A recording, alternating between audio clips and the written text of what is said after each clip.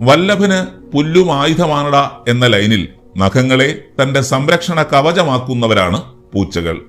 അരയിൽ സൂക്ഷിച്ച ഉറയിൽ നിന്ന് വാളൂരി പോരാടാൻ ഉറച്ചു നിൽക്കുന്ന പോരാളിയെപ്പോലെ കൈകാൽ വിരലുകളിൽ നഖങ്ങൾ ഒളിപ്പിക്കാനും ആവശ്യം വന്നാൽ അത് പുറത്തേക്കെടുത്ത് പ്രയോഗിക്കാനും ഇവയ്ക്ക് സാധിക്കും.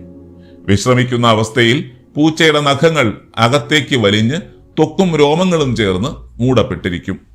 ഇത് തങ്ങളുടെ നഖങ്ങൾക്ക് തേയ്മാനം ഉണ്ടാകുന്നത് കുറയ്ക്കാനും നടക്കുമ്പോൾ ശബ്ദം കുറയ്ക്കാനും പൂച്ചകളെ സഹായിക്കുന്നു.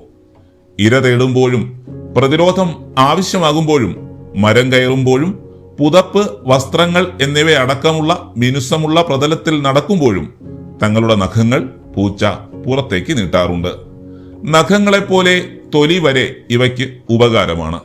വളരെ അയഞ്ഞ ഇവയുടെ ത്വക്കിന്റെ പ്രത്യേകത തങ്ങളെ പിടിമുറുക്കി വച്ചിരിക്കുന്ന ശത്രുക്കളുടെ ബന്ധനത്തിൽ നിന്ന് കളരി ആശാന്റെ മെയ്വഴക്കത്തോടെ കുതറി രക്ഷപ്പെടാൻ സഹായിക്കുന്നു.